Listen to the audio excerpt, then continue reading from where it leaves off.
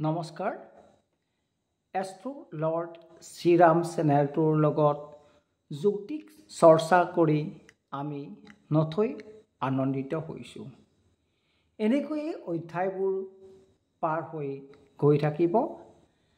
আজি আমাৰ অধ্যায় 6লৈ আহি পাইছোঁ। 5 নম্বৰ অধ্যায়ত আমি আলোচনা কৰিছিলোঁ নক্ষত্ৰৰ চৰণ সম্পৰ্কে, যে এটা নক্ষত্ৰত 4 চৰণ থাকে। এক নক্ষত্ৰৰ মান 13 ডিগ্ৰী 20 মিনিট। গতিকে এক চৰণৰ মান 3 ডিগ্ৰী 20 মিনিট। আমি যোৱা অধ্যায়ত গণিতৰ সহায়ত বুজি লৈছিলোঁ। গতিকে চৰণ সম্পৰ্কে আমি কিছু পৰিমাণে জ্ঞাত হ'লোঁ।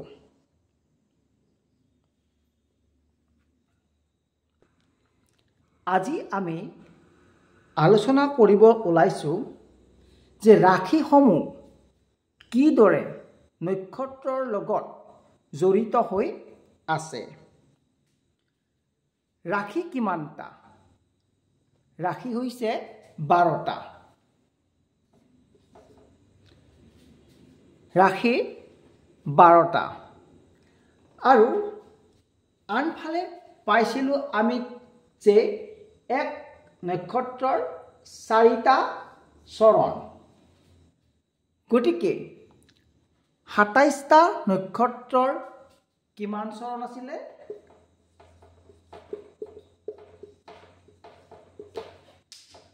108 চৰণ।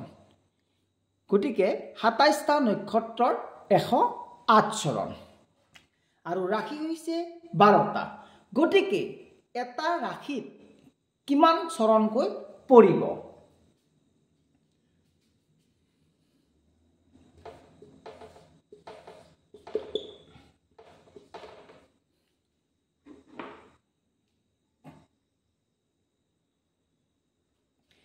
গতিকে 108ক 12ৰে হৰণ কৰিলোঁ। 12ৰ 9 গুণ 108।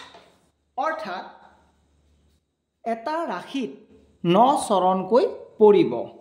পুনৰাই কৈছোঁ, এক চৰণৰ মান, এক নক্ষত্ৰত 4 চৰণ। গতিকে 27টা নক্ষত্ৰত 108টা চৰণ।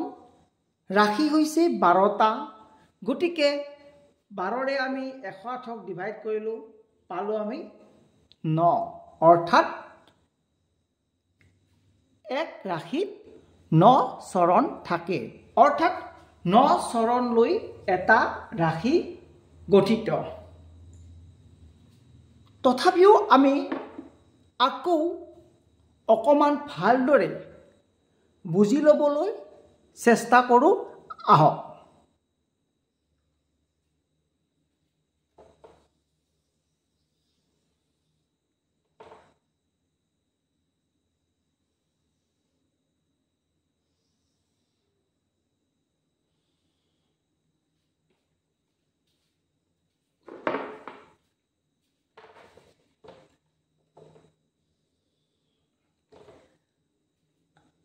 আমি আগৰ অধ্যায়ত বুজি পাইছিলোঁ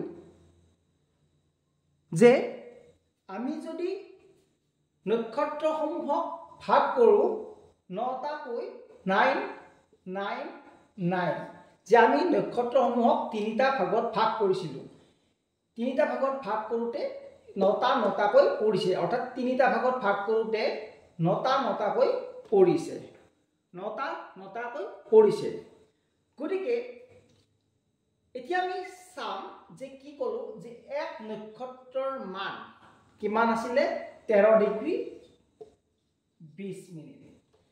এক নক্ষত্ৰৰ মান আছিলে 13 ডিগ্ৰী 20 মিনিট।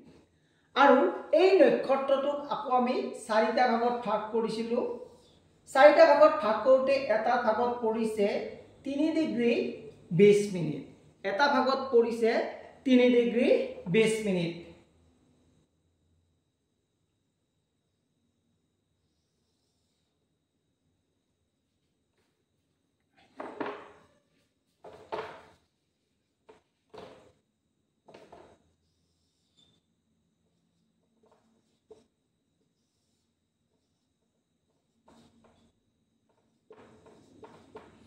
সো এটা ভাগত পৰিছে 3 ডিগ্ৰী 20 মিনিট এতিয়া চাবা আমি কৈছিলো যে ইয়াত কিমানটা নক্ষত্ৰ আছে 9টা আৰু ইয়াত কিমান হ'ব 360 3 ৰে ডিভাইড কৰিলে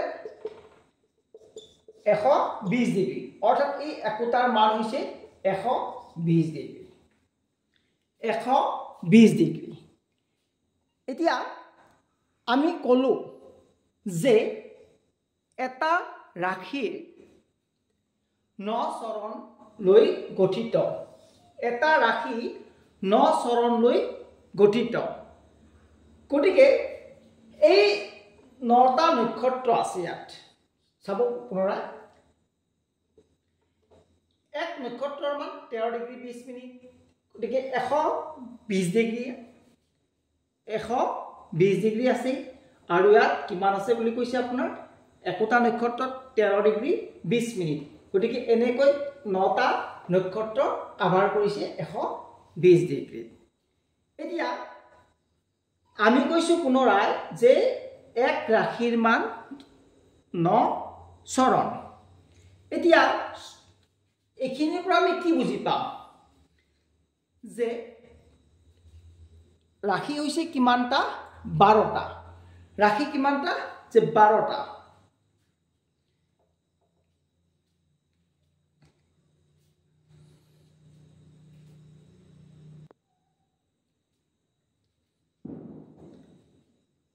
এই 360 ডিগ্ৰী ৰাশি 12টা এই গোটেইটো যেনেকৈ নক্ষত্ৰসমূহ আৱৰি আছে ঠিক তেনে ৰাশিসমূহ আছে গতিকে 12টা ৰাশিয়ে কিমান কভাৰ কৰিছে 360 ডিগ্ৰী গতিকে এটা ৰাশিয়ে কিমান পাব এটা ৰাশিয়ে কিমান পাব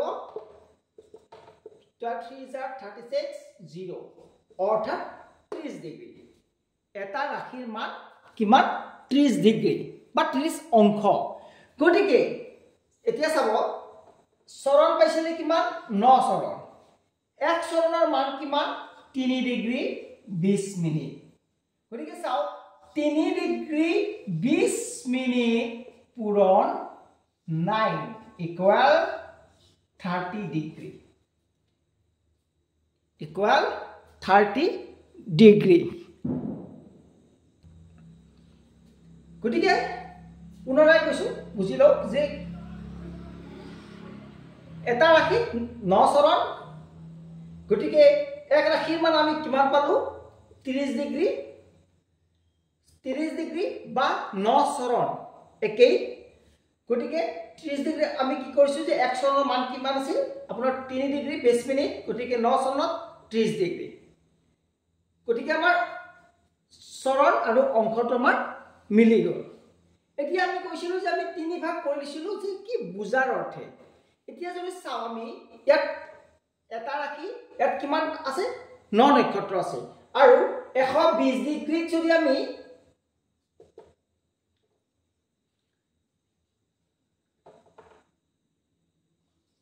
ত্ৰিশেৰে হৰণ কৰো 4টা নক্ষত্ৰ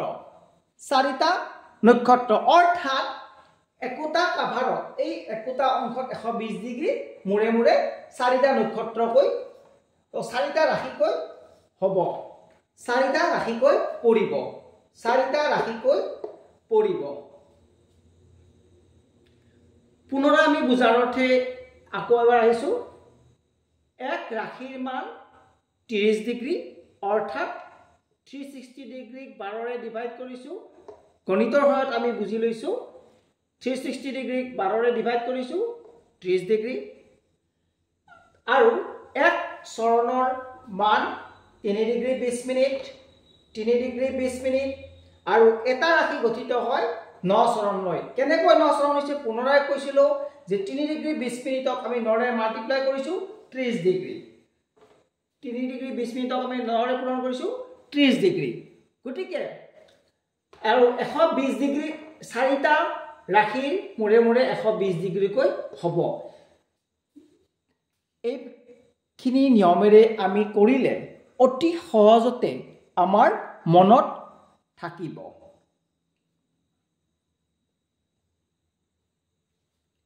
এতিয়া চাব মেঘ ৰাশি আমি কৈছিলোঁ আগতেই যে পুনৰাই ক'লোঁ যে এটা ৰাশিত 9 চৰণকৈ মেঘ ৰাশিত প্ৰথম নক্ষত্ৰৰ 4 চৰণ দ্বিতীয় নক্ষত্ৰৰো 4 চৰণ 4 4 8 হ'ল তাৰ নেক্সট তৃতীয় নক্ষত্ৰৰ প্ৰথম এক চৰণটোহে পাব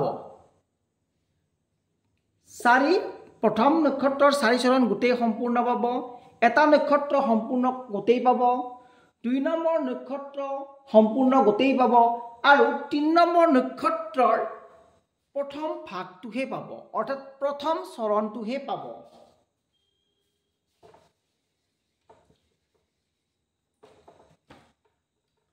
প্ৰথম নক্ষত্ৰ গোটেই পাব সেকেন্ড নক্ষত্ৰ গোটেই পাব থাৰ্ড নক্ষত্ৰৰ প্ৰথম ভাগটোহে পাব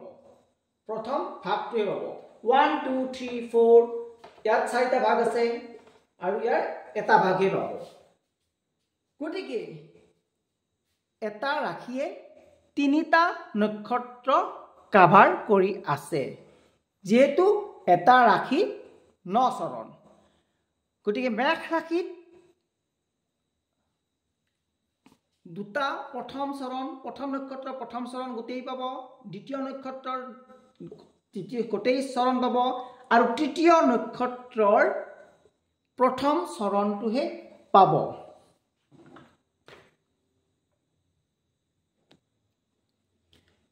মেঘ ৰাশিত প্ৰথম নক্ষত্ৰ অশ্বিনী নক্ষত্ৰৰ 4 চৰণ গোটেই পাব অশ্বিনী নক্ষত্ৰৰ পিছত কি ভৰণী নক্ষত্ৰৰো 4 চৰণ গোটেই পাব তাৰ পাছত কৃত্তিকা নক্ষত্ৰৰ 4 চৰণৰ প্ৰথম চৰণহে পাব অৰ্থাৎ 9 অৰ্থাৎ মেঘ ৰাশিৰ 1 2 3 নক্ষত্ৰ পাব যদিও পাব 3 নম্বৰ নক্ষত্ৰৰ অৰ্থাৎ কৃত্তিকা নক্ষত্ৰৰ প্ৰথম ভাগহে পাব অৰ্থাৎ প্ৰথম 3 ডিগ্ৰী 20 মিনিট এক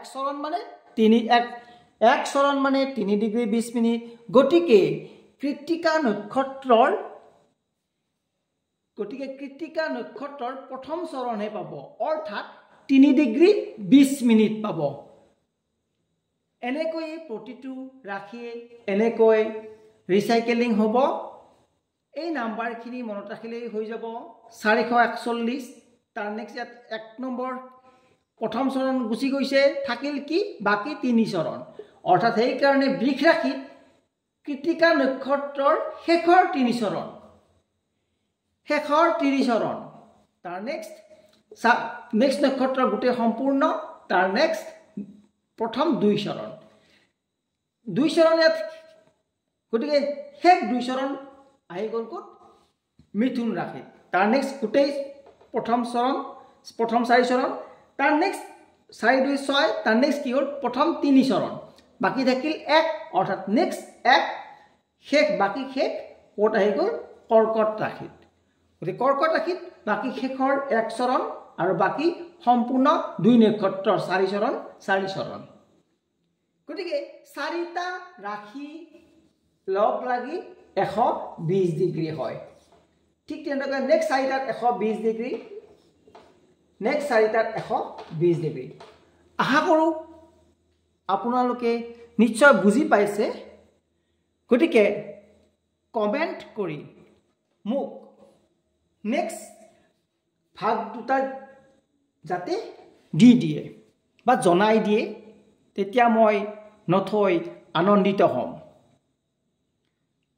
বাৰু যি কি নহওক আজি আমি শিকিলোঁ নক্ষত্ৰৰ চৰণ সম্পৰ্কে পুনৰাই আৰু ৰাশিসমূহ কিদৰে নক্ষত্ৰৰ লগত জড়িত হৈ আছে এই কথাখিনিও আমি জানিলোঁ যে একোটা ৰাশিত 9 চৰণকৈ থাকে অৰ্থাৎ এক চৰণৰ মান 3 ডিগ্ৰী 20 মিনিট গতিকে 9 চৰণৰ মান 30 ডিগ্ৰীক আমি অংশ বুলিও কওঁ অৰ্থাৎ একোটা ৰাশিত 30 অংশকৈ থাকে 4টা ৰাশিৰ মূৰে মূৰে আমাৰ পুনৰ নতুনকৈ ৰিচাইকেলিং হয়। সেইবাবে আমি এনেকৈ বুজি পাইছিলোঁ যে ন নক্ষত্ৰকৈ লৈ লৈছিলোঁ, যাতে আমাৰ বুজি পোৱাত সহায় হয়। যি কি নহওক, এনেকৈ আমাৰ যৌতিক চৰ্চা গৈ থাকিব আৰু আমি এনেকৈ বুজি গৈ থাকিম আৰু আমি নথৈ আনন্দিত হ'ম। আৰু আমাৰ সনাতন ধৰ্মীয় লোকসকলৰ বাবে যৌতিক চৰ্চা অতিকৈ বাৰু প্ৰয়োজনীয়। বেদাংগৰ মতেই হওক বা শাস্ত্ৰৰ মতেই হওক, যৌতিক আমাৰ বাবে অতি দৰকাৰী, যাতে আমি এই যৌতিক ভৱিষ্যতৰ লোকসকলৰ বাবে জীয়াই ৰাখিব পাৰোঁ আমাৰ সমাজত। তাৰ বাবে আমি প্ৰয়াস কৰিব লাগিব।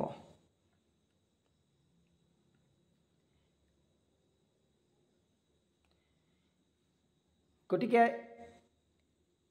আপোনালোকৰ দিনটো শুভ হওক, তাৰে কামনাৰে ওম নমঃ শিৱায়।